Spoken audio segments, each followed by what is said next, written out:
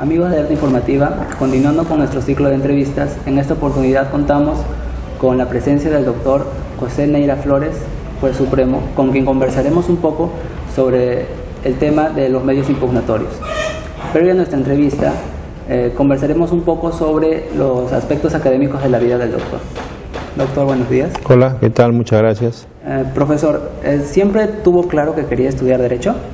Sí, o sea, mi papá me trajo acá al Palacio de Justicia, no sé para hacer qué gestión, y me quedé impresionado por el movimiento de justicia que vi, y a partir de ahí me interesaba estudiar Derecho, y después, cuando tuve 16 años, postulé a San Marcos, que quise ser profesor, después postulé a la San Martín, porque tuve la mala suerte de no poder entrar a San Marcos para estudiar educación, y bueno, quise ser abogado, postulé a la San Martín, ingresé el año 1975 a la Universidad San Martín de Porres, y bueno, donde terminé de estudiar mi carrera de abogado. Okay. En su opinión, ¿cómo ve la evolución del proceso penal en nuestro país? Lo veo muy bien, pues, imagínate, tenemos 33 distritos judiciales, en 23 la reforma ya está al 100%, en los otros 10 distritos judiciales está al 1%, para algunos delitos contra administración pública, el 382 al 401, Lima Norte, Lima Sur, Callao, desde el 15 de enero del 2011 se viene aplicando la reforma, ahora la ley 30.076 del 19 de agosto del 2013 ha también adelantado la vigencia de los artículos sobre prisión preventiva del 268 al 271 para estos distritos judiciales que solo lo tienen para algunos delitos contra administración pública. Entonces creo que tenemos pues dos caminos, ¿no?, para el proceso penal hoy día. Los casos antiguos terminan con el Código Antiguo, los casos nuevos con el Código Nuevo. Por eso se habla hoy día que la reforma procesal penal es a dos aguas, ya no hay adecuaciones. Al comienzo empezó con esta en Huaura, desde mi punto de vista fue negativo, eso de adecuar casos antiguos al Código 957, por eso que en abril del 2007 se cambió a partir de una ley para que sea como te acabo de indicar. Los casos nuevos serían los que se ven con el Código Procesal Penal. Para terminar esta etapa de la entrevista, ¿qué opinión usted como docente les da a los jóvenes que apenas inician con esta carrera? No, que hay que tener mucha fe, las cosas pueden cambiar, que depende de cada uno de ellos que esto sea así, que hay que creer en la justicia, que hay que formarse. Acá en la Corte Suprema siempre se exige al abogado que conozca la ley, que conozca la doctrina, la jurisprudencia y el caso concreto, y que se preocupen también, ¿no?, en practicar para que puedan aplicar la teoría, y que hay que continuar. Yo creo que el camino de la profesión de abogado está, como cualquier profesión, está llena de obstáculos, pero hay que saberlo superar poco a poco, y como siempre, cuando uno sea disciplinado, uno va a poder lograr tener éxito, ¿no? Dependiendo de la situación económica que uno tenga, debe tratar de capacitarse.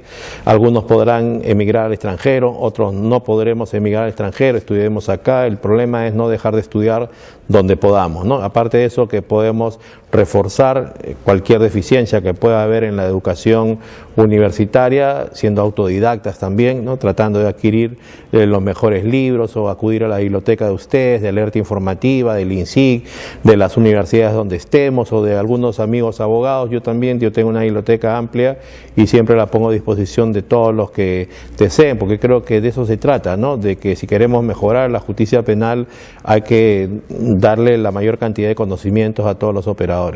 Okay.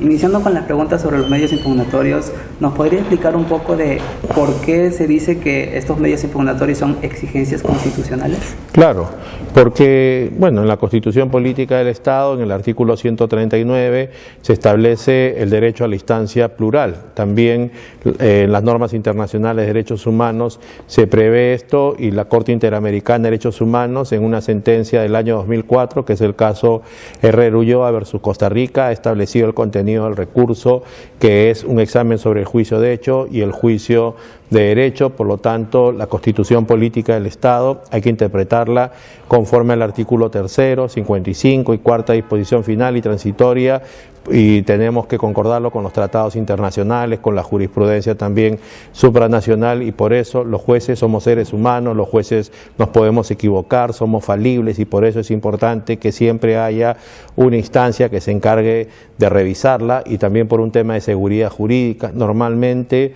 los órganos de segunda segunda instancia son plurales, entonces creo que por eso es importante el tema del derecho al recurso. Nuestro sistema de apelaciones es un sistema mixto, un sistema limitado, un sistema pleno. Claro, depende de qué me hables, ¿no? Si me hablas del Código de Procedimientos Penales del 40, es un sistema limitado porque se entiende que no hay producción de prueba nueva, simplemente en segunda instancia se revisa el juicio de hecho y el juicio de derecho a través de alegatos que pueden ser orales, escritos, tanto de la defensa como de la persona procesada, si es que solicita un informe de hechos, y entonces hay un latinajo que dice tanto apelatum, tanto devolutum. El sistema de recursos está sujeto al principio dispositivo, al principio de congruencia, o sea, los poderes que tienen los órganos de segunda instancia están limitados a lo que es materia del recurso, y solo de oficio, cuando haya una nulidad absoluta, el juez podría declararla. Recién con el Código Procesal Penal 957 lo tenemos previsto en el artículo 150, las nulidades absolutas. También hay que ver si hay la posibilidad de que haya una convalidación, que sea trascendente esta afectación para que esto pueda producir la nulidad. Dentro de la condena del absuelto, ¿usted la considera como inconstitucional o constitucional? Bueno, a la luz de lo que estamos hablando, la Corte Interamericana de Derechos Humanos en diciembre del 2012 ha expedido la sentencia del caso Mohamed versus Argentina, que ha indicado que no hay ninguna afectación a ninguna norma internacional de derechos humanos, a condición de que haya una tercera instancia que revise el juicio de hecho y el juicio de derecho. Justo acabamos nosotros de resolver un caso donde se ha producido esto, y entonces la idea es que estamos proponiendo a la Sala Plena de la Corte Suprema que, haciendo uso de su iniciativa legislativa, se plantee al Congreso de la República que se haga una adición al Código Procesal Penal para que se creen estas salas que vean en tercera instancia estas condenas, y de esa manera adecuarnos a esta jurisprudencia de la Corte Interamericana de Derechos Humanos. Entendemos que el tema de la condena al absuelto es porque hay prueba nueva, y por lo tanto de esa manera pues se garantiza también una respuesta, ¿no?, tanto al Ministerio Público como al actor civil, ¿no?, en los casos que lo plantee cada uno respecto a sus roles, ¿no?, reparación civil o pena. Entonces, el recurso de casación cubriría el derecho al recurso del... No, eso es otra cosa, pues no, usted sabe que la apelación es un recurso ordinario, la casación es un recurso extraordinario, las causales de casación son taxativas, son diferentes, la casación tiene que ver normalmente con la correcta aplicación del derecho. Para empezar, solamente hay casación cuando se trata de sentencias o autos finales y que el mínimo legal supere los 6 años, cuando se ha afectado garantías procesales, garantías sustantivas, cuando no se ha cumplido con la doctrina jurisprudencial o se quiere que se establezca alguna. Entonces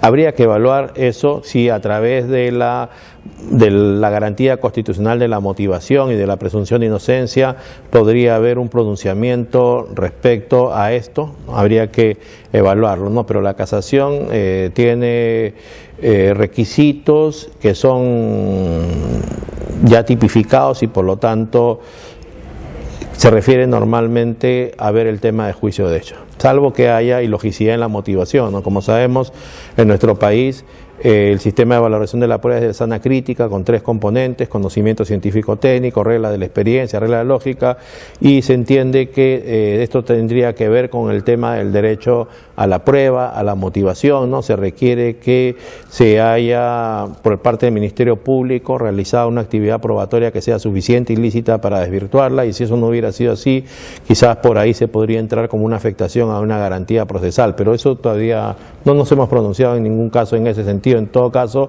esperamos que se concrete de una vez este pedido, ¿no?, de iniciativa legislativa. ¿Nos podría hablar un poco sobre el principio de la reforma en peor? Claro, el año 2001 se modificó el artículo 300 del Código de Procedimientos Penales para poder incorporarlo dentro de nuestra legislación. Justo hace 3 semanas, en esta Sala Penal Permanente de la Corte Suprema, nos ha llegado un caso donde la Corte Suprema, el año 2000, a pesar de que la parte civil había planteado el recurso, se había condenado a una persona a 4×3, la Corte Suprema el año 2000 lo que hizo fue modificar la pena y elevarlo a 10 años de pena privativa de libertad. O sea, no había planteado el recurso del Ministerio Público, entonces tampoco había planteado el recurso la persona condenada a 4x3, y hace 3 semanas ha solicitado una adecuación, porque el año 2001 se modificó el artículo 300 para establecer que la competencia del órgano de segunda instancia o los poderes estaban en función a quien planteaba el recurso, ¿no? Y por lo tanto, si solo el condenado planteaba el recurso, lo máximo que podía recibir era que se ratifique la sanción, porque no puede ser sometido a un doble riesgo, ¿no?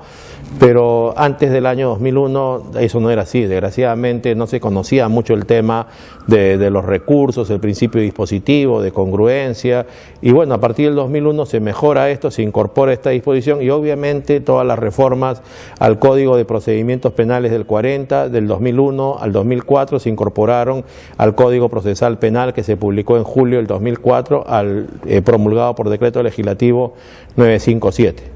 Entonces eso lo que tiene que ver es con garantizar el derecho a la instancia plural de las personas condenadas, ¿no? Y por eso se proscribe que si el Ministerio Público no plantea el recurso, entonces ¿por qué se le tendría que amenazar con la elevación de una sanción?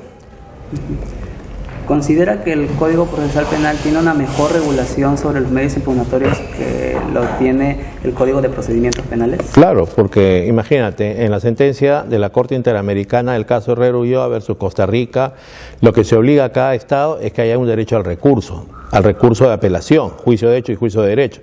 Si cada país adicionalmente a eso quiere tener una casación, excelente, y nosotros con el Código Procesal Penal tenemos que en cada uno de los distritos judiciales donde la reforma funciona se garantiza la instancia plural.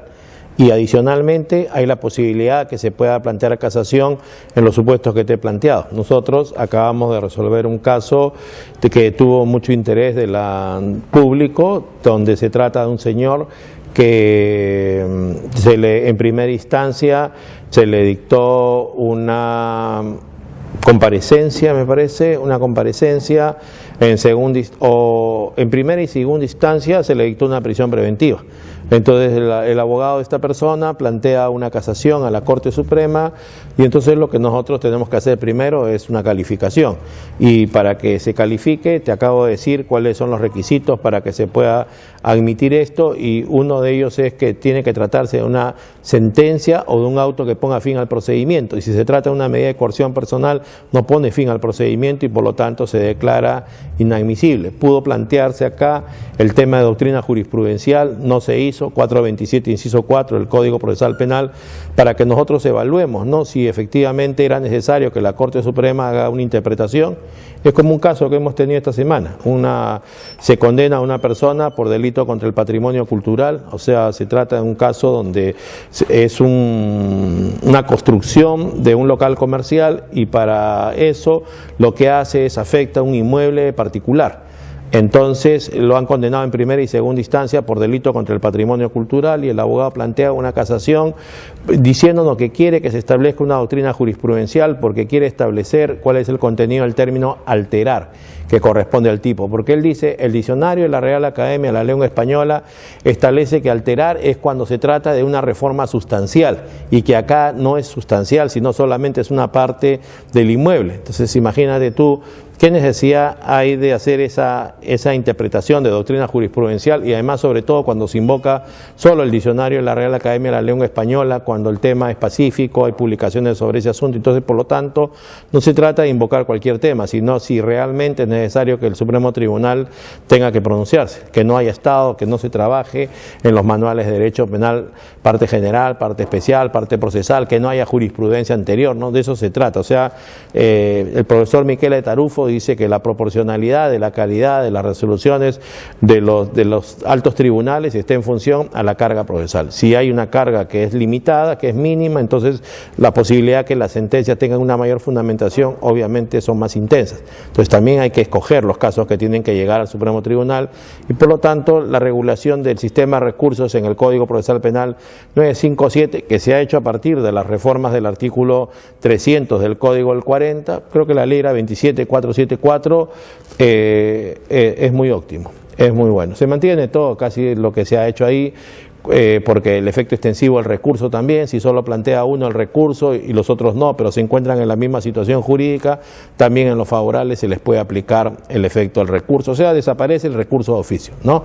Solamente se mantiene hasta ahora en el decreto legislativo 922 para casos de terrorismo, la consulta cuando se trata de resoluciones desfavorables al Estado, pero hay una exigencia que el procurador 3 días antes de la vista exprese agravio, si no es inadmisible la consulta y queda firme la primera instancia, porque el recurso de oficio en el modelo inquisitivo era por pura desconfianza al juez de primera instancia, o sea, no había nadie que considere que haya un agravio y entonces era una adivinanza para la sala de apelaciones saber sobre qué se iba a pronunciar.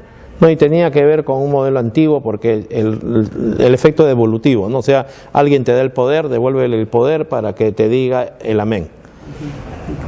Para finalizar, doctor, en relación a la casación, ¿usted considera que los litigantes están utilizando correctamente este recurso? Sí, te acabo de decir que se trata de un caso de una persona que hay un interés público, el abogado plantea el recurso y lo peor de todo no es eso, que sale un audio en un canal de televisión, en los programas de los domingos, diciendo que están contentos porque el caso ha llegado a la Sala Penal Permanente de la Corte Suprema, que lo preside el doctor Villestey, que yo lo integra, que ya nos tenemos a los dos.